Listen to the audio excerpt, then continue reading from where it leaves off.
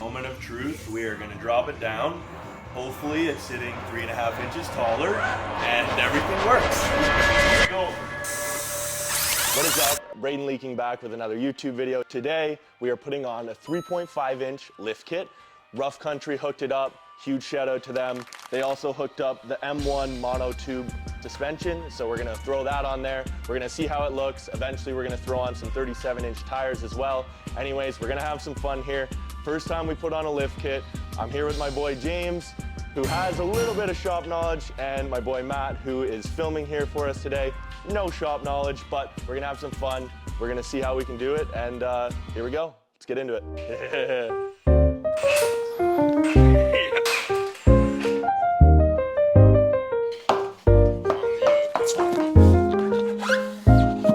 You're gonna wanna mark your drive shaft. You wanna do a mark here and a mark here so that you can line it up the exact same after you reinstall it. Then you're gonna grab your extended 15 mil. You're gonna take off your drive shaft. Hopefully that's a bit tighter than I expected. Let's loosen it. There it goes. A little bit of rust. Perfect. We just put the floor jack on the axle here. It's taking the pressure off of it so that we can get in here, and we're gonna take out these two bolts so that we can get the track bar out. This guy here, and then that side, I hope. Make sure you turn it lefty-loosey, just for save you some trouble. Yeah. Easy as pie. Fucking sweat. All for what? That's what we're doing here today, is learning. Fun way.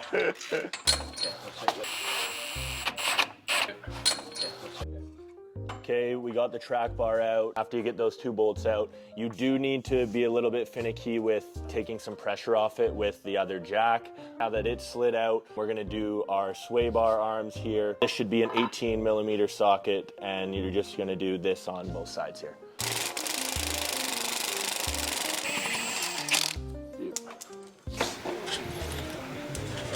Yeah.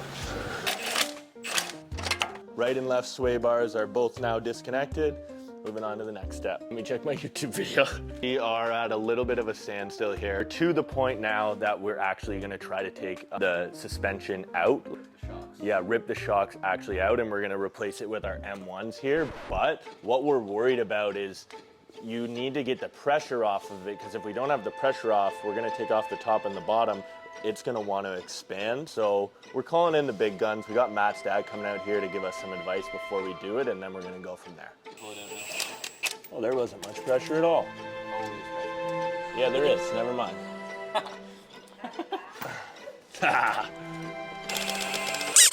Oh, that wasn't bad at all. Yeah, it'll go. There you go. Not bad at all. Taking off our brake line brackets here. We're just getting some of the wiring out of the way, because after we take it off, it's gonna be dropping even more. So what we're gonna do is a 15mm socket and take that off, and then we're gonna use some snips and just get the wiring up out of the way. James just snipped a little zip tie, and then that releases it. You get a little bit more play, and then the next thing we're gonna do is we're gonna take off the breather tube here, the clamp on it that you gotta do. Good? Perfect. So then we're taking off the 4x4 actuator, I think he called it. This gray pin pops out, and then this undoes. So what we did was we pried this little piece out with needle nose, and then there's a little tab right on the tip of my thumb that you have to press down while you pull out to get the 4x4 actuator out. The last thing we need to do before we drop the axle down here is James is doing a 10mm socket, and we are pulling off extra wiring and this little bracket that goes on the back of the coil springs here. 10mm just on the outside of the axle here. I'm gonna free up this bracket, you'll see as soon as James gets it out. The one side is bolted, and then the other side is just kind of fits in there. You'll see that you can kind of pull it out towards you. Perfect. Now, I'm no rocket appliantist, but we should be able to now start putting in the new stuff, hopefully. Now that we've got everything disconnected, in theory, we're gonna let the pressure off of this floor jack that we have here, and our axle is supposed to drop. Unhooked everything, our wires or nothing should get caught up here, and then we're gonna pull our coils out. Go slow and we'll make sure we're all good.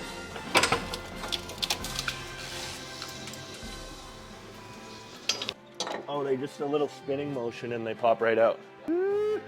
I think we got most of the stock stuff off that we need to get off. I'm pretty sure we're gonna move into putting in all of the new stuff now. But fronts are all ready to go.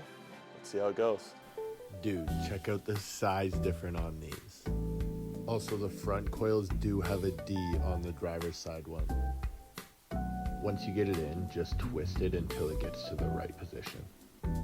Here I'm just tightening on the new bump stops and I'm holding it from the bottom side as well. Putting in our 10mm bolts now, our little bracket that covers up the back end where we were putting our hardware through for in between the coil. It just pops back in there and then you put in your 10mm and tighten it back up. I'll fess up. So we are definitely gonna have to go to the store. We just broke one of our bolts here. As we were trying to put in bracket here, the bolt broke actually, so we're gonna have to go and grab that. So be careful not to over tighten those ones. And then Very careful. What we're gonna do next is we're gonna grab our new suspension and throw it in there. Now we just gotta figure out which one is the front and which one is the back. Now we're gonna snip these and try to install them. She's nice and slow. We're using factory hardware. Top is just going in here. That's what he means. I think that makes the most sense. Got to get rid of James. James is heading to work, so we're gonna go and drop him off, and we're also gonna grab the bolt that was broken while we're in town. We're gonna zip these in quick, and then hopefully grab that little part and see how the rest of the day goes. Not too tight, you said? No, we're gonna go with this and go to 55. Okay. Awesome. And then we just need to jack up to put in the bottom ones as soon as it makes that. Do you want to run the jack? One more? We're getting close. Yeah, there it is. Yeah. And then we just tighten that up. Yeah. Progress. Appreciate it, buddy. Fuck, that's fun. Not. Just got back from eating, dropped off James, got some muck in us, feeling a lot better now, ready to start ripping out this next half. We got the new bolt that we broke. We just went and got that from Home Hardware. Ended up being a 30-cent fix, and then torqued our ones here that are holding in the actual suspension to 55 pounds torque. What we're gonna do here now is we're just putting back on this brake line. You get your 15 mil, and it just tightens back over here. Then we're just taking off the stock sway arms here because it comes with some aftermarket ones for us. This goes through here. These can go to 55. Like that. We are now reconnecting the 4x4. Make sure you have that little pin that you saved, and then it just pops back in here. Got it? Oh. Last thing that we're doing is we're reconnecting this breather tube before we put everything back down. Breather tube just slides back on. This clamp obviously reclamps there again. 55 pound torque. We're good with everything on the front end other than the track bar. That doesn't go in until you lower the vehicle back down. So we're headed to the back here. We're gonna rip the tires off, and then we're gonna take off some sway links as well. We're on the rear now. First thing you do is you take out your track bar that's in the middle here. Take off the one with the wing nut. After that's off, you are pulling your breather tube off the end of your rear axle here. And then after that, we're doing our sway bars on the rear. We're gonna take those off as well.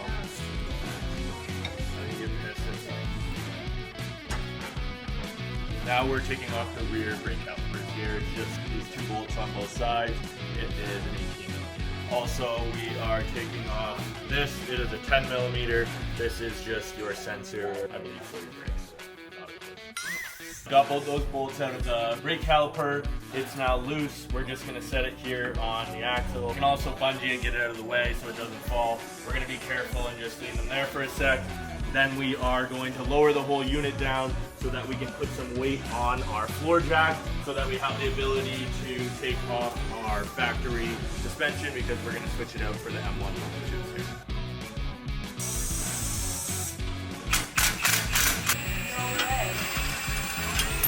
Take the bottom out first, hip props out, then you can take off your top one, 21 mil. And then the top one here is a little bit finicky, just because you got to push this back a little, but move that out of the way. Under the top here, we're going to loosen our floor jack, and hopefully now that everything is undone, those coilovers should pop loose after we let this down. After you get some pressure off of those coilovers, you just gotta twist with them, play with them a bit. They are a bit finicky, and then make sure when you pop them out, if you throw the bottom end towards the middle of the car, it actually is a lot easier to pop them right out. Whatever the frick this is, goes up and in there, and you'll be able to see kind of how it goes in because this little tip will go into a little hole up here so you know what way it sits. And then the fat end is up and the shallow end and skinnier end goes at the bottom. So we're actually, well, we're not taking them off, we're just loosening them. When you loosen them, the axle has a little bit more play in it so that we can throw the coilovers in. So what you'll need actually is a 24 for the outside, and then you just need a wrench on this side. And as soon as you loosen it, you'll see that this back end will drop that little bit and give you enough of that playing room to get the coilovers back in there. Same thing, we gotta put this rubber part back up top that was from the stock one. This little inlet pops in with the inlet up here. Somebody's gonna have to hold it. You usually need 2 people for this part. Do I need to move my hand yet? I think you're good now. Yeah, okay. And then I'm gonna try to pull this off of that. Nice. We are now throwing on the aftermarket M1 shocks here. What we're gonna do is we're gonna put the top on first. We're gonna snip off our large zip tie, and then we will install the bottom. But we're gonna do them all to 55 pounds torque. Yep. When I set it to 55 pounds torque, I guess I should have probably did that myself. It's Etsy, right? That one is on. Throwing on our other M1 shock here. We're gonna do the top first again, and then rip off here and put in our bottom. So now I'm just blasting out the old stabilizers, and we are swapping it out for our new Rough Country black ones. You just use the old mounting hardware in the top, and then you're gonna use new mounting hardware to connect it to the lower part. This is the new one. It just pops on here with the old bolt. Do that one to 55 pounds torque. And then I have the new hardware, bottom on here. It lines up. And then you're gonna have to hold that back bolt, obviously, with your adjustable wrench on this side. And we'll also do both of these to the 55 pound torque here. We were putting in the stabilizer link and it wouldn't line up, so it was a bit janky.